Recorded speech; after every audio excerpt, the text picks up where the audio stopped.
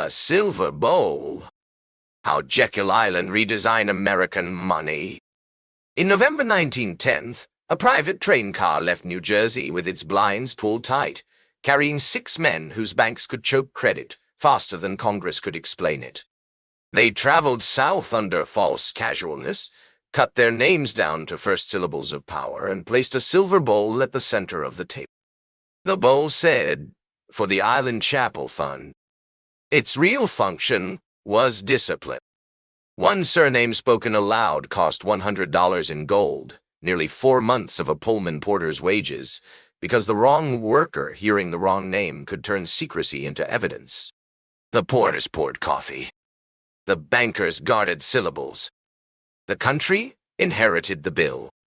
This is the forensic audit of Jekyll Island, where American money was redesigned behind drawn shades, polished manners, and one silver bowl that made paranoia sound like charity. The government did not invent the central bank. It merely rented the ink. Before the blinds were drawn, before the train moved south, and before the silver bowl began pricing loose tongues, the American public had to be prepared for surrender. The preparation arrived in October 1907. It arrived as panic. At street level, panic looked like ordinary bodies losing faith in ordinary doors. Men stood outside banks with withdrawal slips in their hands, staring at entrances that had turned from public service into financial barricades. Clerks counted bills until their fingers darkened with ink. Bank presidents moved behind frosted glass. Ticker tape crawled across offices like a symptom passing through wire. The market did not fall. It seized. Credit froze first, because credit is trust converted into paperwork. Then trust froze, because every depositor suddenly understood that his money existed in several places at once, while the bank could satisfy only the first hands reaching the window. $1 inside a vault still had weight. $1 inside a promise became vapor. In New York, the Knickerbocker Trust Company became the visible fracture line. It had grown large enough to look permanent, which is how financial institutions prefer to appear before they reveal the scaffolding underneath. The firm depended on confidence. Confidence depended on calm. Calm depended on the crowd believing the crowd would remain calm. That belief failed. Depositors moved toward the windows, banks moved away from each other, and money began retreating from circulation into private rooms. The bloodstream of the American economy constricted inside a few blocks of Manhattan. J.P. Morgan understood the mechanics before the crowd understood the symptoms. He had spent his career converting distress into authority. He did not need to light every fire. He only needed to control the hose, the water pressure, and the map of the district. In 1907, the country discovered that its financial bloodstream could be routed through one private library on Madison Avenue. The United States had a treasury. The banks had Morgan. That difference mattered. When the market convulsed, public officials lacked a true national monetary control panel. They went to private capital. They went to the man whose name sat across railroads, steel, insurance, trusts, and bank syndicates like a seal pressed into warm wax. Morgan did more than rescue the system. He priced the rescue. He summoned bankers into closed rooms and treated liquidity like a controlled substance. Trust companies were inspected. Balance sheets were judged. Some institutions received oxygen. Others suffocated in public view. The newspapers called it stabilization. The ledger called it triage. A bank run has a simple anatomy. Depositors arrive with claims.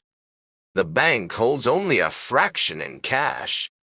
The rest has been lent, pledged, layered, or converted into instruments that require time to become money again.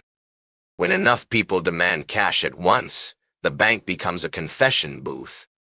It admits the truth. It never held everyone's money at the same time. It held everyone's confidence. The panic exposed confidence as a public utility operated through private hands. Morgan's solution did not abolish fragility. It proved that fragility could be governed, rationed, delayed, and monetized. Fear became an asset. The panic did not teach bankers to fear collapse. It taught them that collapse could justify permanent architecture. A private library could save the system once, but a private library was too visible. One financier could coordinate rescue once, but one financier was too mortal. The next machine needed a public face. It needed legal language. It needed clean stationery. It needed to sound like reform while functioning like insurance for the men already holding the collateral. A temporary rescue was inefficient. The banking class needed a standing mechanism, one that could absorb panic before panic forced the public to inspect the banks too closely. The phrase that began moving through elite circles sounded harmless. Elastic currency. It sounded medical, flexible, rational. It was mechanical. It meant the supply of money could expand when banks required expansion, then contract when discipline needed to return. It meant private losses could be delayed through new purchasing power. It meant failure could be diluted into the currency itself. The workers would receive no invoice. They would receive higher prices. That was the elegance. No tax collector had to knock. No banker had to apologize. The transfer would pass through groceries, rent, coal, cloth, medicine, and every object a household needed to remain alive. Inflation is stored labor losing weight. It reaches the pay envelope after the worker has already earned it. The paper remains intact. The number remains printed. The command over food, shelter, and time quietly shrinks. That was the mechanism being prepared. Behind doors, inside studies, across polished tables, in rooms where public distress became private design input. Morgan's intervention gave the elite a story to tell Congress. The country had survived because concentrated capital had acted. The next step, they argued, was to formalize the rescue before the next panic. They called it modernization. They called it monetary science. They called it protection against chaos. The language mattered. A monopoly announced as monopoly draws resistance. A monopoly presented as emergency infrastructure receives hearings, reports, commissions, and eventually patriotic ink. By 1908, the Aldrich Act created the National Monetary Commission. Its official purpose was to study banking systems and prevent future crises. Its operational purpose was sharper. It built a legitimate hallway from panic to policy. Senator Nelson Aldrich became the corridor. He was more useful than a banker because he could move financial appetite through law. He understood procedure, influence, committee power, and the slow conversion of private desire into public obligation. Through family, office, and social placement, he knew that law could give extraction a flag. Aldrich traveled to Europe with the Commission and studied central banking systems. He inspected institutions that had already solved the banker's central problem: how to make private credit creation appear as national necessity. The European models required translation because American suspicion had old roots. The phrase central bank carried political poison. Farmers distrusted Eastern money. Small-town bankers feared Wall Street. Populists understood that concentrated credit could become sharper than military force because it could starve a region without firing a shot. So the new structure needed camouflage. It had to look decentralized. It had to sound federal.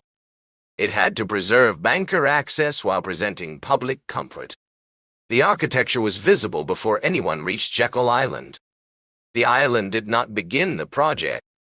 It concentrated it. It compressed the lessons of panic, the ambitions of banks, the legal access of Aldrich, and the technical designs of Paul Warburg into one sealed geography. The country saw a policy debate. The men inside the railcar saw a balance sheet opportunity. There is a difference between preventing panic and owning the instrument that defines panic. One protects the public from collapse.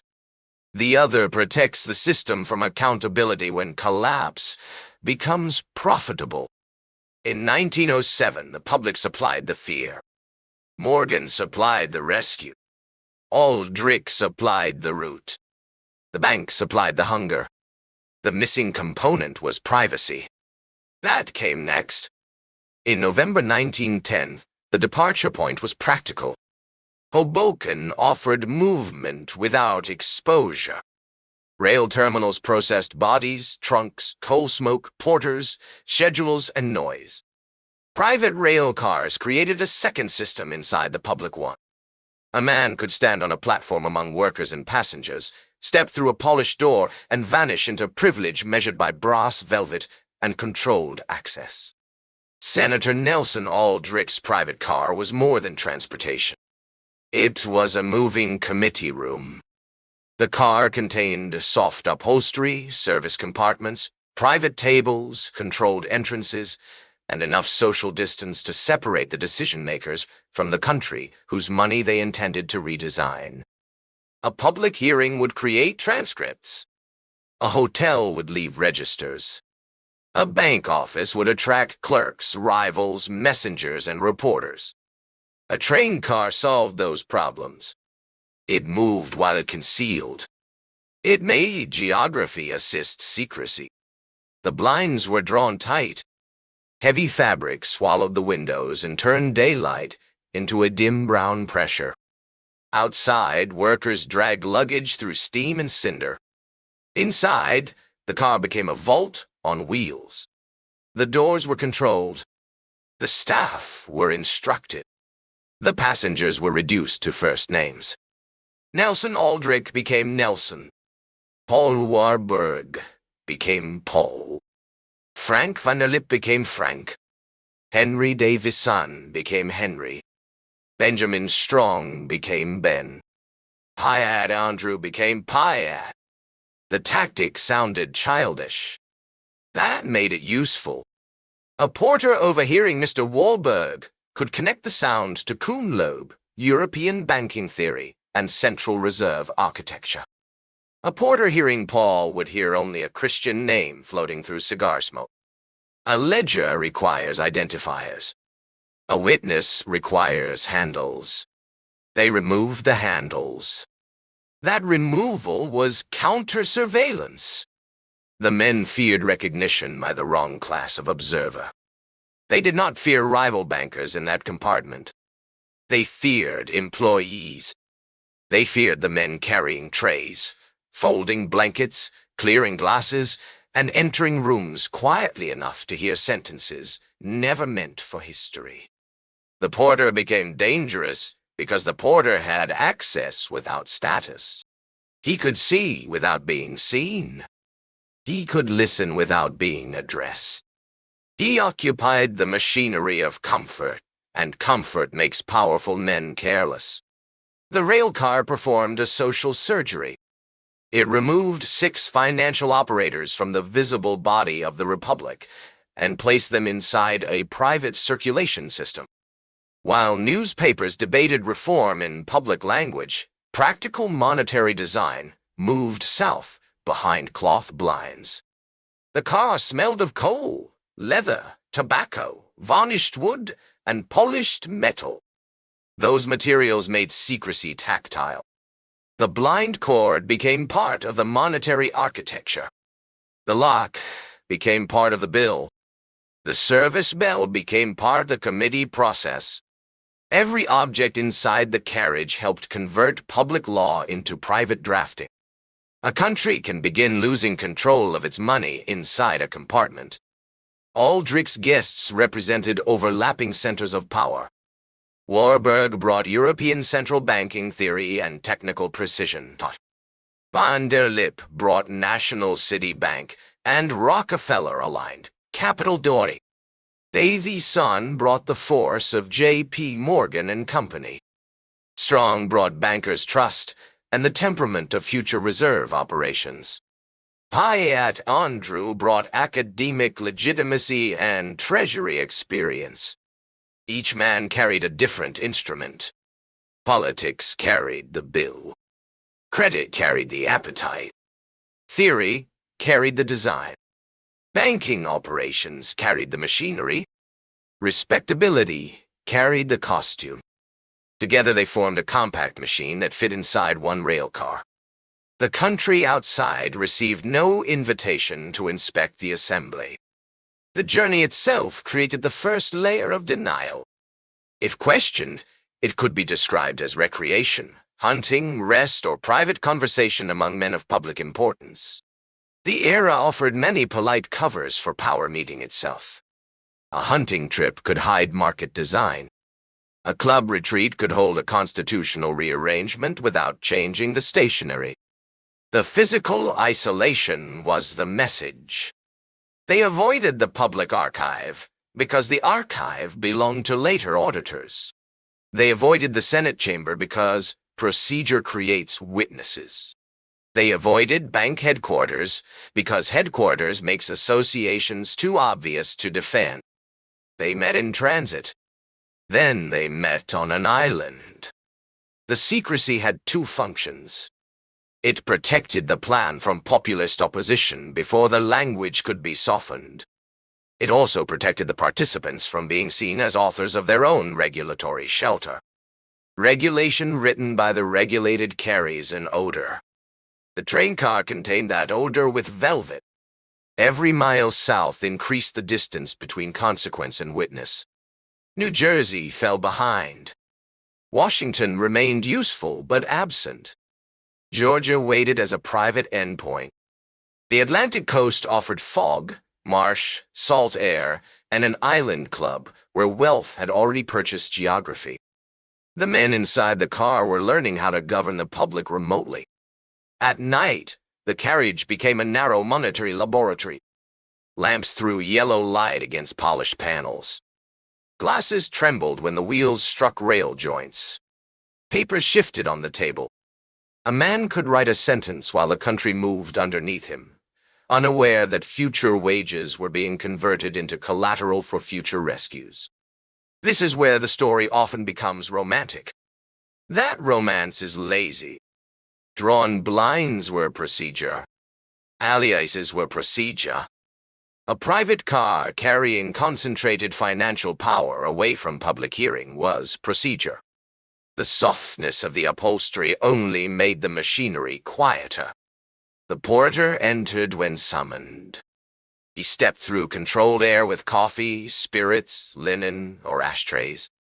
His wage depended on invisibility. His skill depended on anticipating need before need became speech. He was present inside the room and absent from the meeting. That contradiction is the core image. The servants were close enough to touch the table. They were too poor to touch the design. A porter could polish the glass beside the draft, while the paper's future would reach his rent, bread, children's shoes, and old age.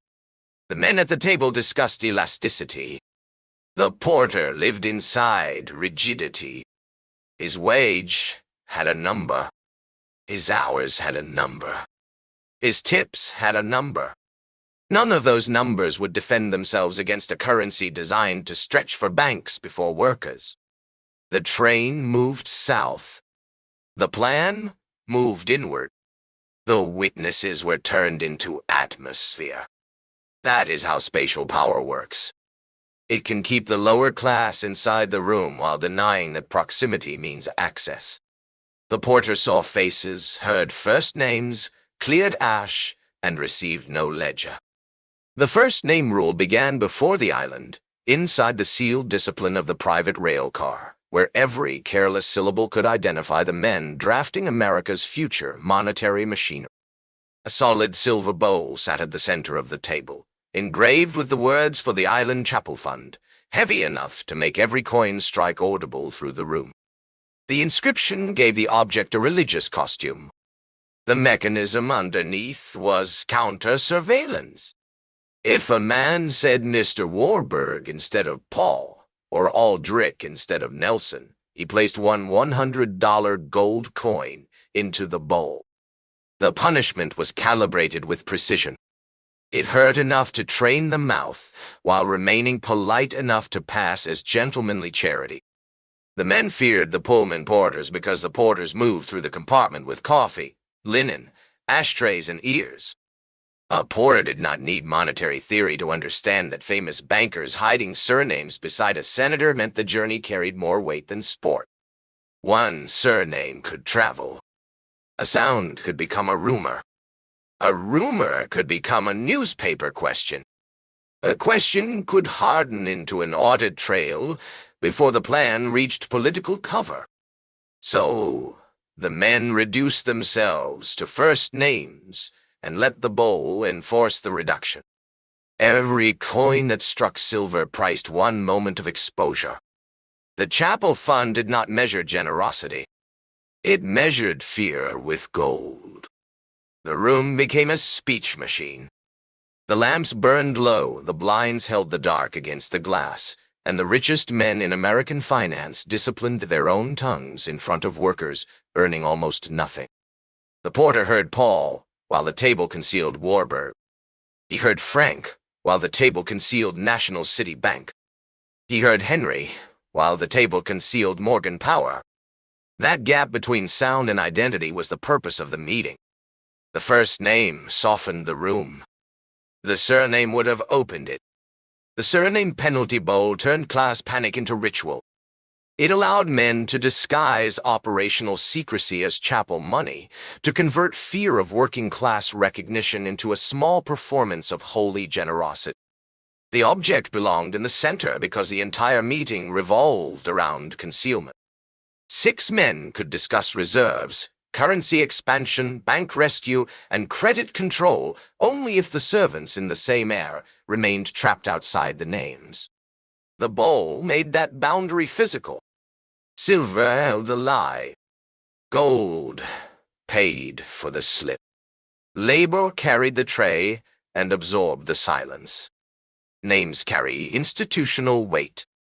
A first name can drift through a room like personal warmth, while a surname attaches the speaker to banks, trusts, railroads, newspapers, political alliances, and previous scandals. The men understood this distinction clearly enough to price it. A surname was dangerous because it completed the circuit. Warburg pointed toward Kuhnloeb and European banking theory. Vanderlip pointed toward National City Bank. Davison pointed toward Morgan Power. Strong pointed toward bankers' trust and the future logic of the reserve system. Aldrich pointed toward the Senate, the Monetary Commission, and Rockefeller proximity. Those names could form a map. The silver bowl kept the map torn. Every coin drop told the room that secrecy had a market price. Every polite laugh after the sound helped bury the function of the object. The men could call it chapel money because powerful people often prefer their discipline wrapped in virtue.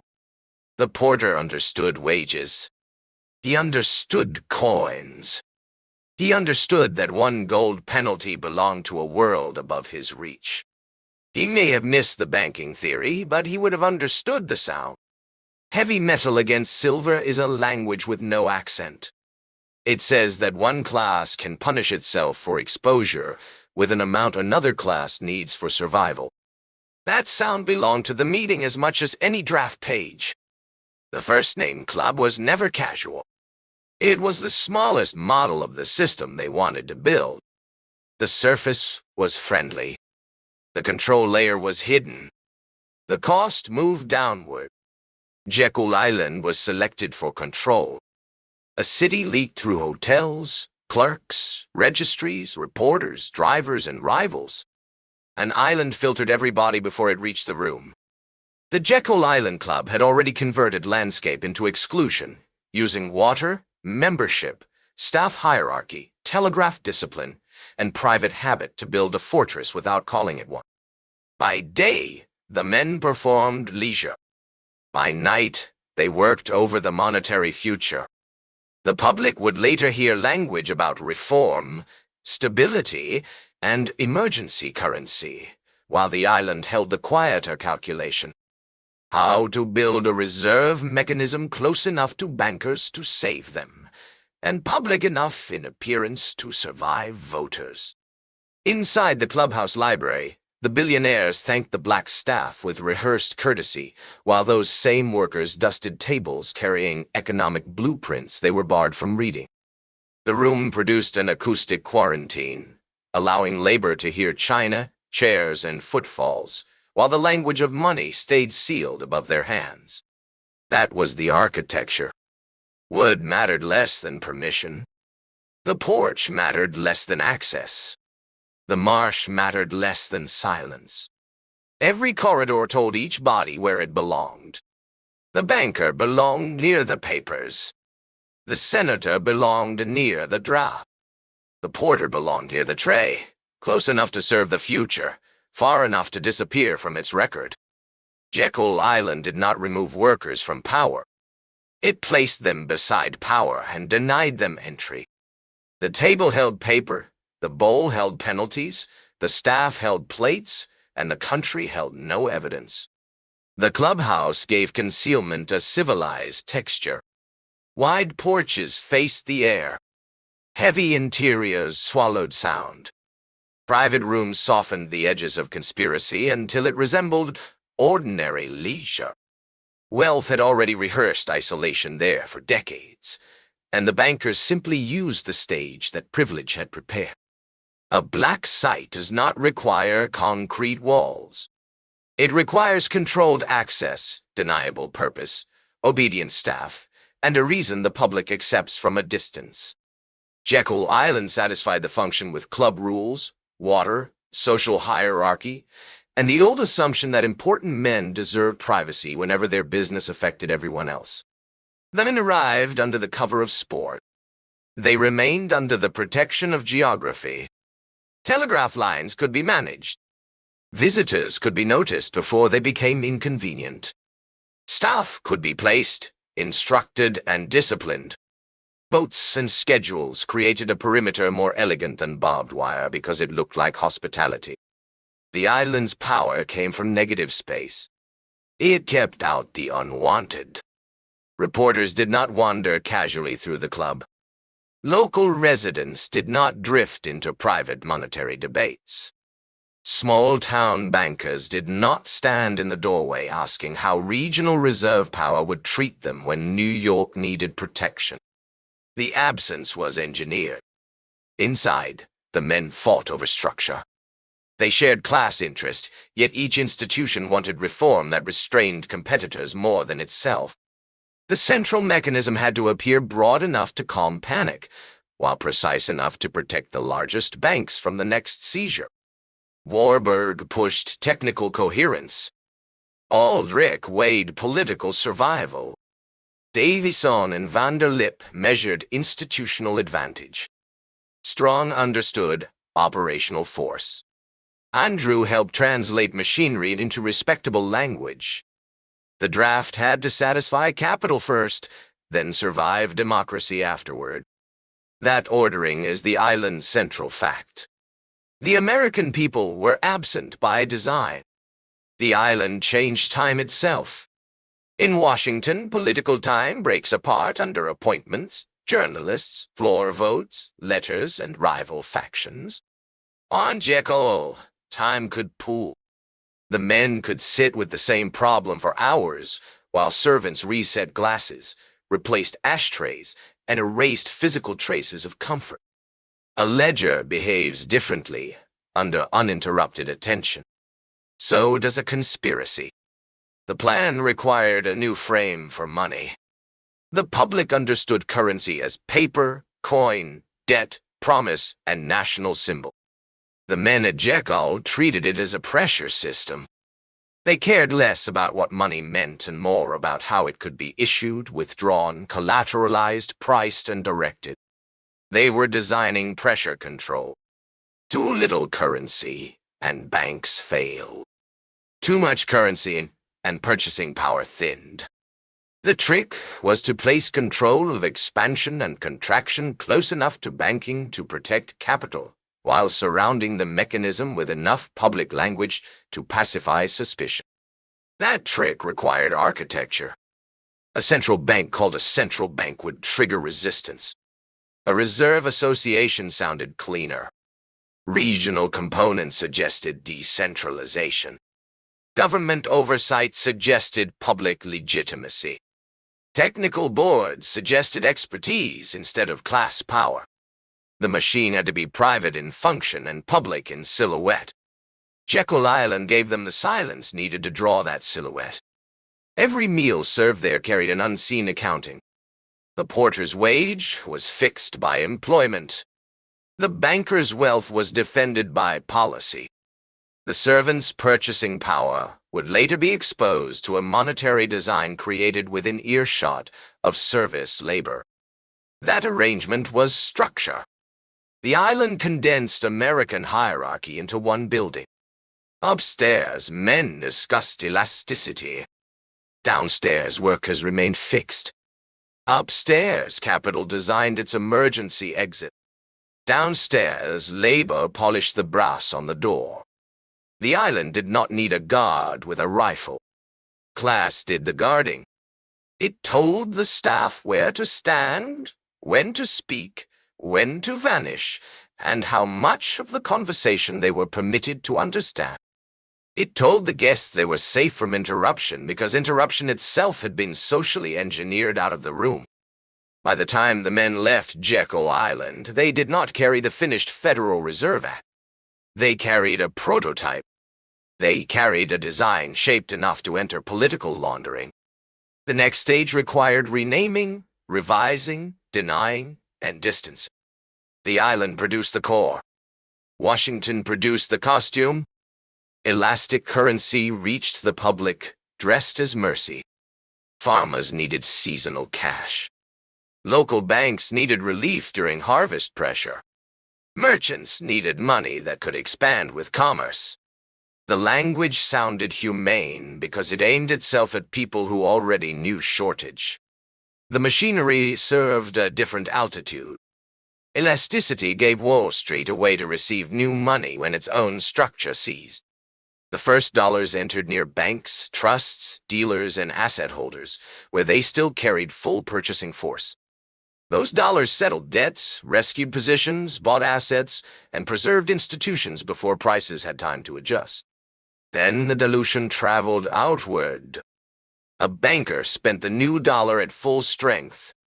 The worker met the same dollar later at the grocery store, after bread, coal, cloth, rent, and medicine had already absorbed the expansion. The number on the bill stayed the same.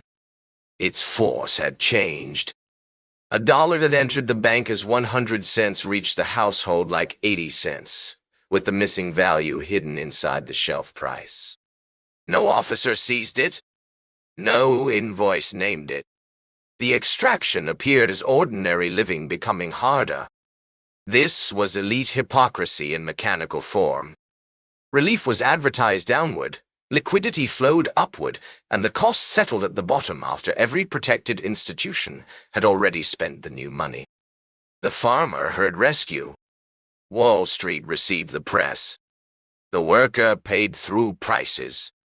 That was the sequence, clean enough for policy language and brutal enough for every household ledger. The phrase sounded soft because it described the weapon from the side of the hand holding it. Elasticity suggested flexibility, adaptation, relief, and modern management. It hid the force required to stretch value away from one class and toward another. A rubber band stretches in the hand. A currency stretches through society.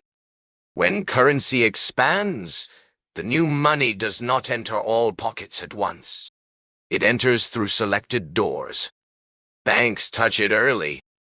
Large borrowers touch it early. Dealers touch it early. Asset owners touch it early.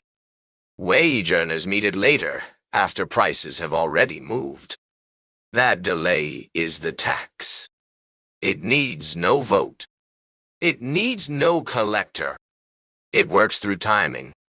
The first receiver spends before the market adjusts. The last receiver pays after adjustment has arrived. The banker can use the new money while it still has full force. The worker receives the price change after the force has been consumed upstream. This is why inflation feels like weather to households. It arrives everywhere. It blames no one. It soaks the poor first. The Aldrich Plan presented elasticity as a solution to seasonal currency shortages and crisis pressure. Those problems were real. The proposed ownership of the solution was the crime scene. A monetary mechanism can serve public stability, but it can also protect private balance sheets beneath the vocabulary of public stability. The difference appears in access. Who reaches the valve first? Who pays after the pressure changes? The Jekyll design leaned toward banker control. It treated panic as a coordination problem among financial institutions, rather than evidence that those institutions had built claims beyond their ability to honor them. The cure, therefore, supplied the architecture of overextension with a central reservoir. That reservoir would be filled with credibility borrowed from the public. Private banks could access emergency liquidity through a system carrying national legitimacy. Their assets could be discounted, converted, stabilized, and protected. Their failures could be stretched across time. Their risks could be softened through issuance. The public would experience the result as policy. The banker would experience it as survival. Mechanically, elastic currency turns collapse into dilution. A bank facing pressure needs cash or reserves. The central mechanism supplies them against eligible assets. The institution survives the immediate run. The market calms. Newspapers praise stability. The cost migrates into the currency supply, the interest structure, and long-term purchasing power. The loss changes form. It moves.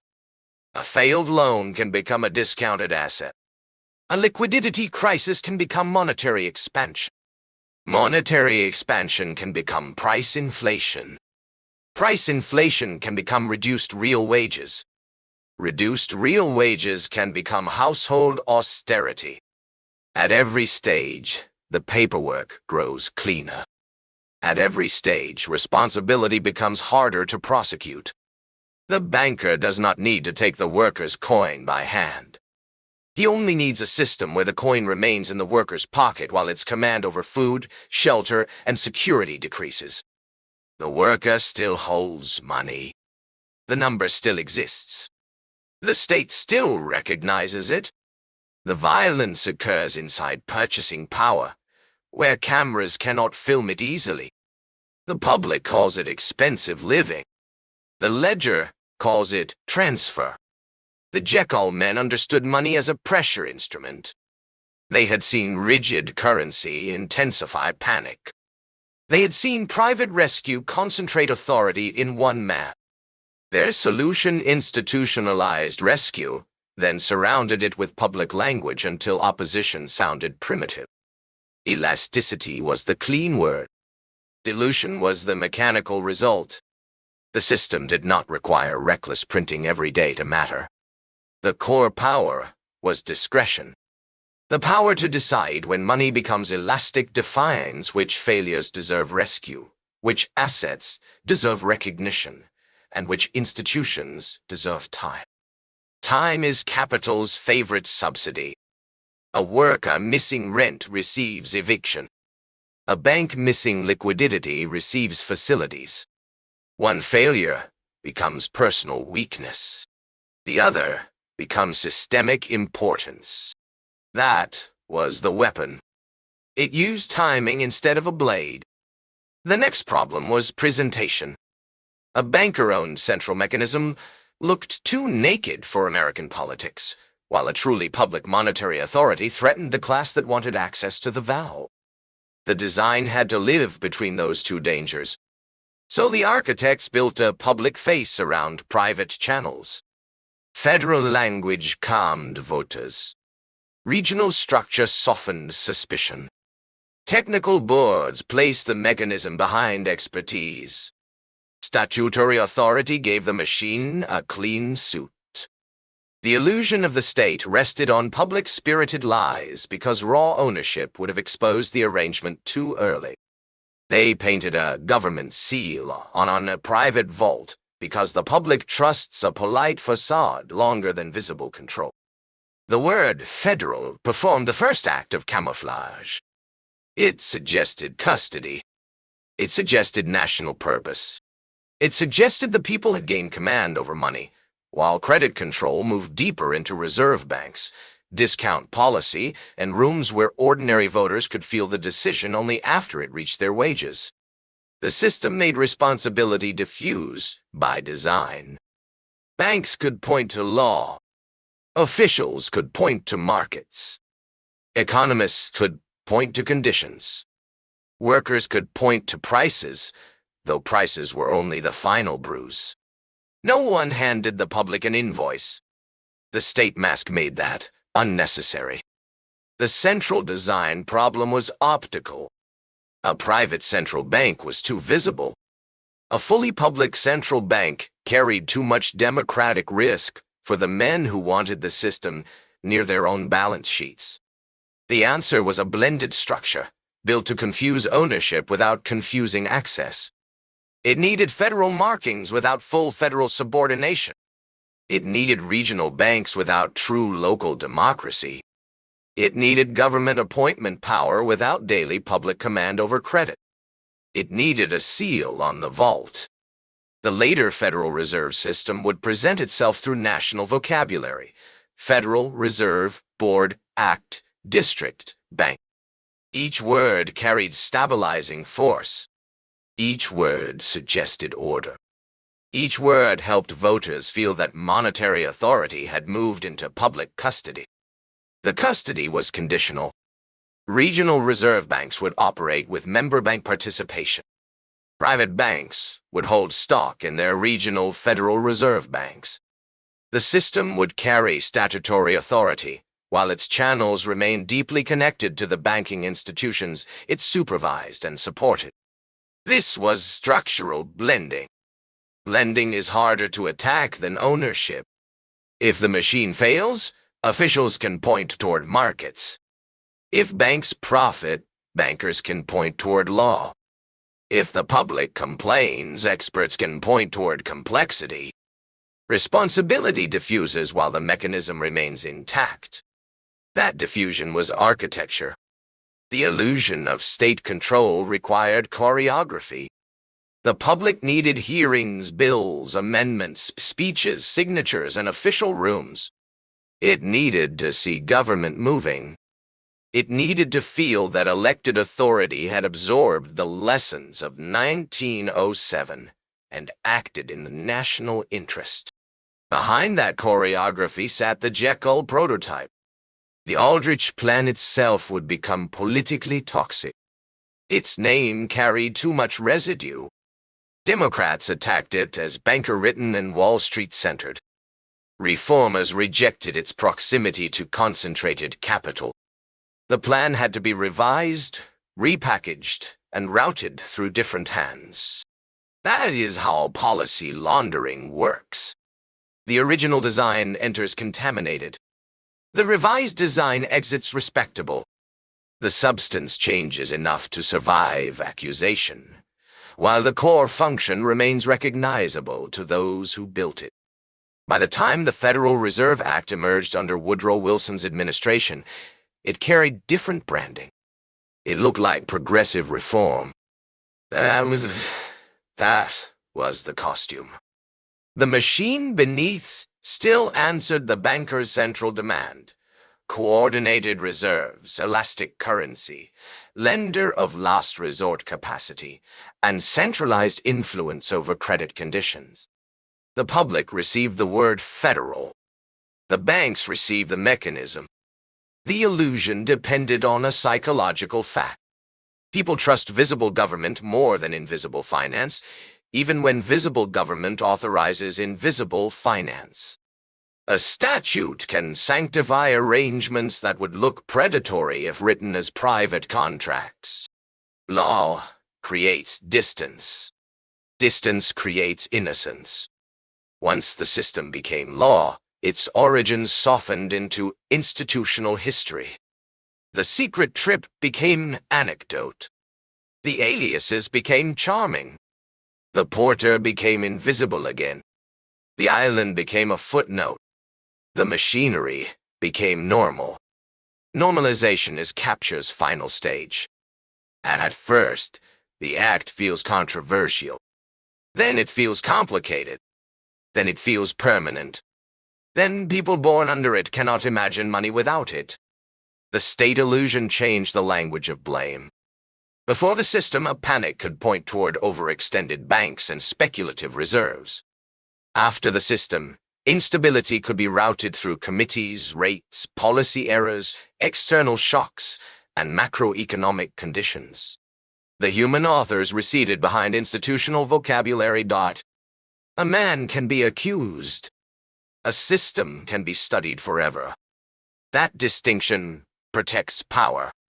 The discount rate became one of the cleanest instruments of invisible command. To the public, it sounded technical. To banks, it governed access to money, credit conditions, asset values, and survival pressure. A rate can discipline whole industries without a soldier moving. It can reward leverage, punish borrowing, inflate assets, or freeze expansion. The weapon is numeric. That makes it respectable. A law with bayonets frightens people. A rate adjustment educates them. The Federal Reserve's defenders would argue that such instruments were necessary for a modern economy. Monetary coordination was necessary. Industrial finance could not run forever on scattered reserves, seasonal shortages, and private rescues improvised during panics. The central question remained ownership of the coordinator. That question was buried under institutional design. The illusion of the state did not require crude private ownership over every lever. Crude ownership is easy to accuse.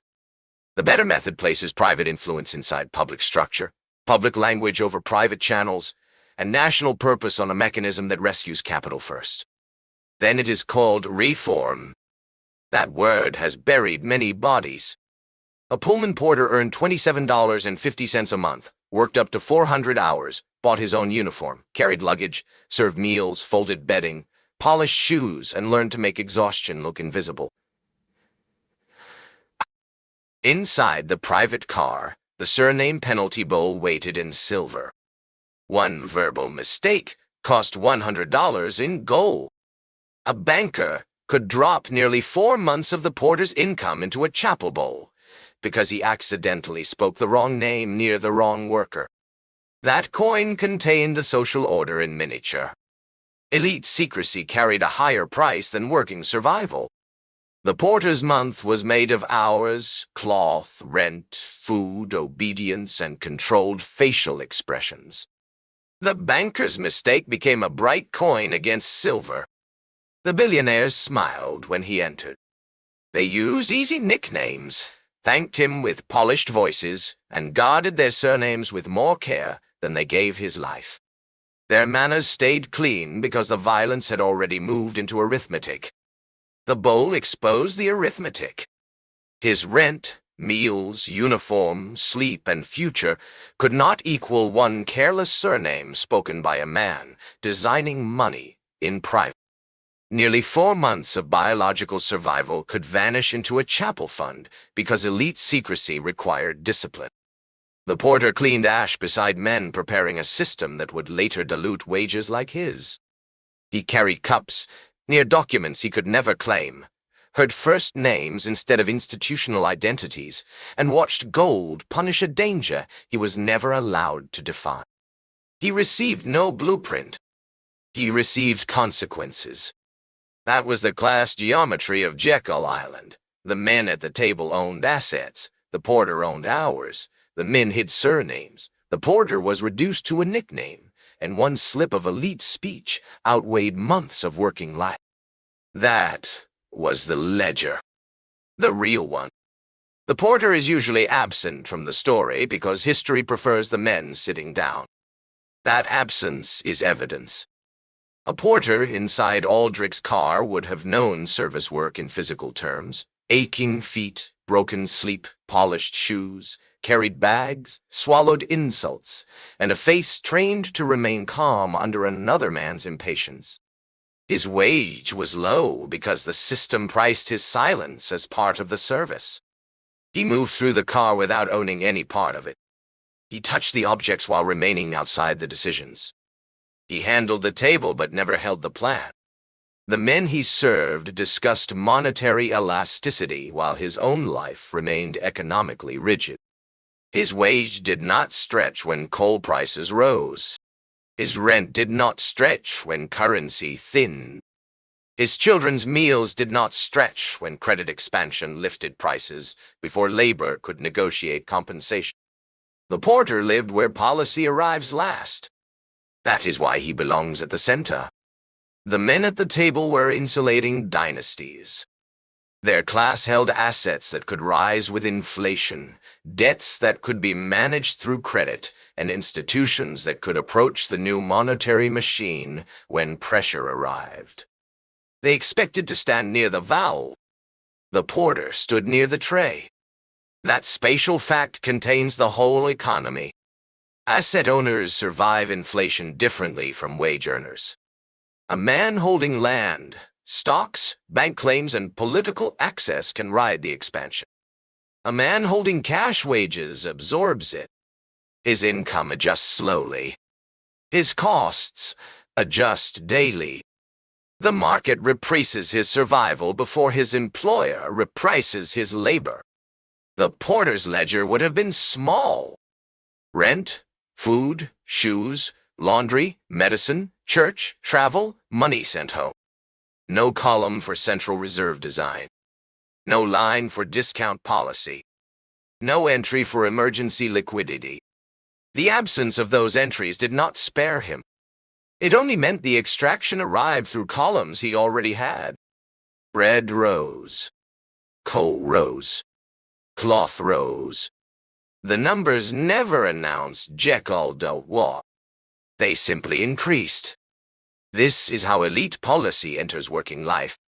It rarely arrives wearing the face of the men who designed it. It arrives as a smaller loaf, a colder room, a postponed doctor, a repaired shoe, a child kept home, or a debt rolled forward at worse terms. The violence is distributed. Distribution makes it deniable.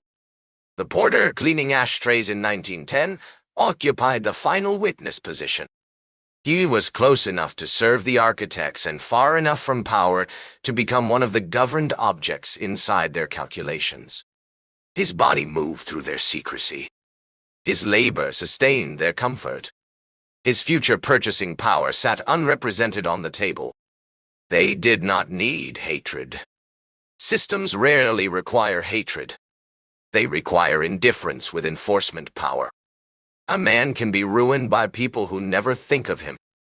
That is more efficient than cruelty because it requires no emotional expenditure. The Jekyll meeting did not need to discuss the porter's children. It only needed to design a currency system where rescue costs could pass through prices those children would later pay. The porter's invisibility was productive. His absence from the minutes helped the meeting remain technical. If he entered the story fully, the mechanism would look less like reform and more like transfer. That is why the human edge must be restored. Imagine the ashtray after midnight. Cigar ends pressed into glass. Matches burned down to black curls. Coffee rings marking the table. A discarded draft page folded and removed before service staff could read it. The porter enters, clears the remains, and resets the room for men deciding how future credit will be created. His work erases the physical evidence of their comfort. His class position erases him from the narrative. The later historian finds bankers, senators, economists, and institutions. The servant becomes atmosphere. That atmospheric treatment is political. The porter's ledger should be reconstructed because it shows the other side of elasticity. For the banker, elasticity meant emergency breathing room. For the worker, it meant unstable purchasing power. For the institution, it meant survival. For the household, it meant exposure to decisions made far upstream. The banker called it liquidity. The porter called it prices. Both were correct. Only one language entered law d'oie. After 1913, the Federal Reserve would become part of ordinary American life. Its notes would move through pockets, tills, payroll envelopes, banks, factories, and rail stations. The porter's successors would carry the paper without controlling the mechanism behind it. They would be paid in the instrument, save in the instrument, and grow old inside the instrument's erosion. That is the permanent debt named in the opening. It is dependence on a currency whose supply, cost, and emergency uses are governed elsewhere. The porter served drinks to men designing that elsewhere. The century afterward delivered the invoice. In December 1913, the Federal Reserve Act became law. The signing did not sound like a train. It sounded like paper. A pen moved. A statute formed. A system entered the bloodstream. The public had been given the language of reform, stability, and national protection. The banking class had been given a central mechanism for reserves, liquidity, currency elasticity, and credit coordination. The island meeting disappeared into process. The first names regained their surnames. The railcar returned to ordinary service. The blind remained in the architecture. That is the final audit. The panic of 1907 created the fear asset. Morgan demonstrated private rescue capacity. Aldrich converted panic into legislative study. Jekyll converted study into design. Washington converted design into law. The Federal Reserve converted law into operating power. The chain is clean. That is why it worked. No single document needed to say that labor would pay through future dilution. No single banker needed to announce that emergency liquidity would protect capital before wages. No single porter needed to understand the full mechanism while clearing the table. The machine did not depend on confession. It depended on structure. Risk moved outward. Yield moved inward. Losses acquired public channels. Profits retained private addresses. The Surname Penalty Bowl is the perfect object because it reduces the entire system to sound. A gold coin falls into silver because a rich man said too much near a poor man. The clang is small, polite, and contained. The meaning is larger than the room. A name had value. Silence had value. The porter's month had less value than a mistake. That was the scale. The bowl pretended to serve a chapel. The plan pretended to serve the public. The future institution pretended to be a neutral machine. Each layer required a clean surface and a buried function. This was the method. Make the extraction technical. Make the language public. Make the control private. Make the witness invisible. By the time the Federal Reserve Act reached the statute books, the island had succeeded in its primary objective. The architecture was permanent. The builders were anonymous. The porters remained in the shadows. The country accepted the mechanism as nature. That is how power becomes history. It becomes the baseline. It becomes the air. It becomes the bill you pay without asking who designed the currency. The silver bowl remains.